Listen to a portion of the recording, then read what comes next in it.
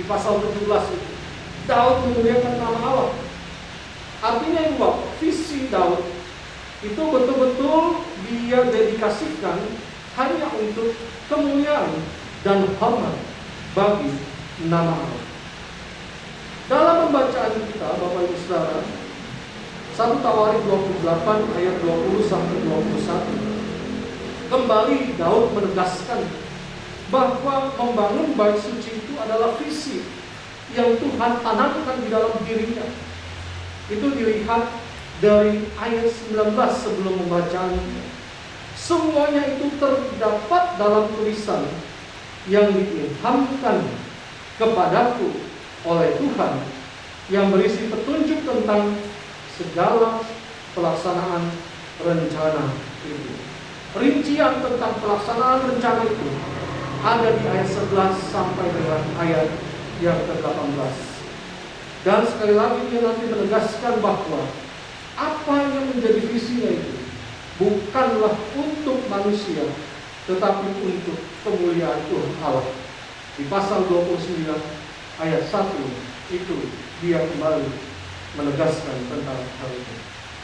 Bapak Ibu Saudara-saudara, dalam rangka mewujudkan visi yang ia lihat dan ia yakini berasal dari Tuhan, ia kemudian tidak ongkang-ongkang kaki.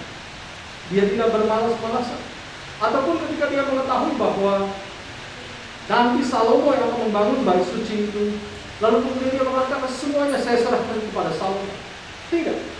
Tetapi kemudian Bapak Ibu, kalau diperhatikan di pasal-pasal sebelum bacaan kita, Daud sungguh-sungguh berupaya mewujudkan visinya itu. Daud mempersiapkan para pekerja misalnya. Nanti Bapak Ibu lihat di pasal 22 ayat 2. Daud kemudian mempersiapkan material, bahan-bahan pembangunan bait suci itu. Itu ada di pasal 22 ayat 3 sampai 5. Dan yang terutama adalah Daud kemudian menanamkan visinya yang ia dapat dan ia katakan diilhami oleh Allah. Tanamkan visi itu kepada Salomo anaknya. Dan dia sudah lakukan sejak di pasal 22 ayat 6 sampai 13. Dan kemudian Daud mempersiapkan biaya dan orang-orang besar para Lewi untuk memberkati rencana itu. Nah, tibalah pembacaan kita pada malam hari ini. Daud kembali mengulangi dan menegaskan apa yang menjadi visinya dalam rangka pembangunan bait suci Allah, di mana ia telah mempersiapkan segala sesuatunya, dan ia juga telah mempersiapkan Salomo anaknya untuk membangun bait suci bagi kemuliaan Allah. Dia tahu bahwa pekerjaan ini bukanlah pekerjaan yang mudah. Dia tahu bahwa ini bukan pekerjaan sembarangan. Ini bukan pekerjaan main-main. Bagi Daud, ini adalah satu pekerjaan yang besar dan mulia yang dipercayakan oleh Allah kepadanya dan kepada keturunannya. Itulah sebabnya dalam menegaskan kembali visi membangun bait suci, dia katakan kepada Salomo di pembacaan kita malam hari ini, kuatkan dan teguhkanlah hati. Ibu bapak saudara-saudara, penegasan ini mau mengatakan bahwa Salomo membutuhkan penguatan dari Daud ayah untuk bisa mewujudkan pekerjaan yang begitu besar dan mulia. Bahwa untuk mewujudkan satu visi memang tidaklah mudah. Dan ketika melihat ada begitu banyak tantangan yang bisa saja muncul dan terjadi, disitulah hadir yang namanya kekhawatiran, kecemasan. Disitulah muncul yang namanya ketakutan. Ditambah lagi mungkin Salomo belum berpengalaman. Dia mungkin tidak seperti ayahnya Daud, tetapi tangan Allah telah menunjuk Salomo untuk mengerjakan pembangunan itu. Itu sebabnya Daud berkata, kuatkan dan teguhkanlah hati. Hati sebagai pusat kehidupan manusia yang digambarkan dalam perjanjian lama. Dengan demikian, menguatkan dan meneguhkan hati punya arti. Utuhkan, satukanlah dan pusatkanlah hatimu, dirimu seluruhnya dengan yakin dan dengan teguh. Daud kemudian melanjutkan nasihat dan penegasannya. Lakukanlah itu. Sehingga Bapak Ibu Saudara, Kita lihat dalam peneguhan, Daud juga mendorong dan memotivasi Salomo bahwa engkau juga yang menerima kelanjutan dari pekerjaan ini. Jangan merasa bahwa segala sesuatu telah dipersiapkan oleh ayahmu, lalu kemudian Allah menunjukmu, lalu engkau hanya berdiam diri. Salomo diingatkan, lakukan, bergerak, berjalan untuk dapat mewujudkan visi. Ibu bapak saudara-saudara, satu cita-cita, satu visi walaupun telah dipersiapkan oleh orang-orang sebelumnya, dibekali, orang-orang yang telah juga dipersiapkan, tapi si pelakunya tidak bergerak, maka cita-cita itu tidak akan terwujud.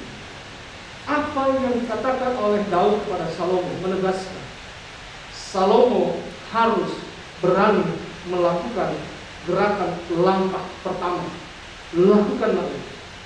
Kenapa? Karena tanpa gerakan langkah pertama tidak akan ada langkah kedua dan ketiga dan seterusnya. Maka pekerjaan itu tidak akan dapat berjalan apalagi terwujud. Penegasan Daud ditambahkan lagi dalam pembacaan kita. Sebab Tuhan Allah, Allahku itu menyertai engkau. Ia tidak akan membiarkan, tidak akan meninggalkan engkau. Penyertaan Tuhan nyata dan Tuhan tidak akan membiarkan Salomo seorang diri.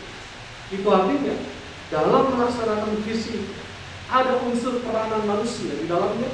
Salomo harus melakukannya. Tetapi yang pertama adalah peranan dari Allah. Dan kedua ini harus sinkron berjalan. Kalau tidak, rencana ini tidak terwujud.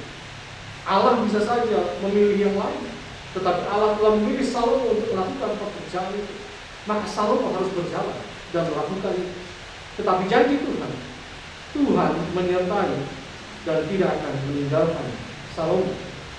Bahkan dikatakan Dia akan menyertai sampai segala pekerjaan untuk ibadah di rumah Allah itu selesai.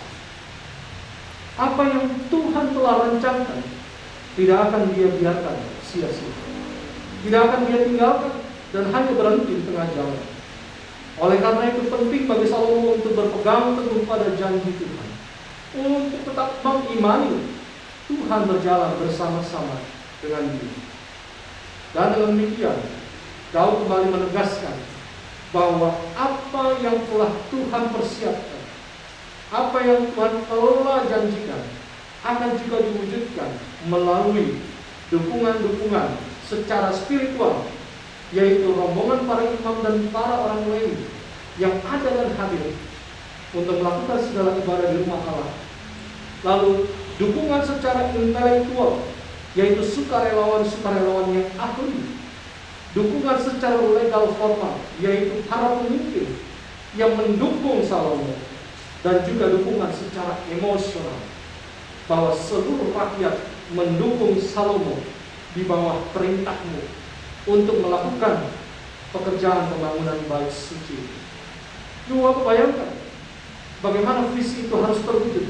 Dia bukan sekedar cita-cita yang kosong, dia bukan sekedar pengharapan yang semu, tetapi itu merupakan kolaborasi yang erat dan utuh antara janji dan rencana Tuhan dengan tindakan dan perbuatan manusia.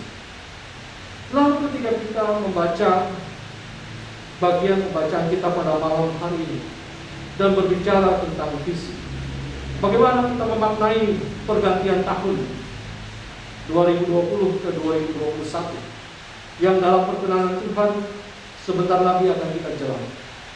Terlebih di tengah-tengah konteks pandemi dan resesi yang masih melanda ini. Banyak orang berpikir bahwa pandemi dan resesi akan berakhir sebelum tahun 2020 ini berakhir. Banyak orang yang mengira tadinya pandemi ini hanya berlangsung 1, 2, 3 bulan, 4, 5 bulan saja. Tetapi realitas berbicara berbeda. Bahkan sampai pada saat ini Indonesia dan dunia masih menghadapi konteks pandemi dan resesi. Lalu bagaimana kita bisa mewujudkan visi membangun bait suci bagi Allah di masa kini? Ibu bapak saudara-saudara, membangun bait suci bagi Allah di tengah-tengah konteks dan pandemi, konteks pandemi dan resesi pada sekarang ini, bukanlah berbicara soal pembangunan secara fisik belaka, atau pembangunan secara fisik wujud gedung. Tetapi yang terutama adalah pembangunan bait suci dalam esensi yang sesungguhnya, yaitu umat Allah itu sendiri. Bait suci sebagaimana disimbolkan dalam perjanjian baru. Dalam 1 Korintus misalnya dikatakan, tidak tahukah engkau bahwa tubuhmu adalah bait Roh Kudus dan engkau telah dibeli dan lunas dibayar. Artinya Bapak Ibu Saudara, membangun bait suci dalam konteks pandemi dan resesi adalah kehidupan yang sungguh-sungguh menangkap visi Allah, supaya setiap kita sebagai bait-bait suci Allah, bait-bait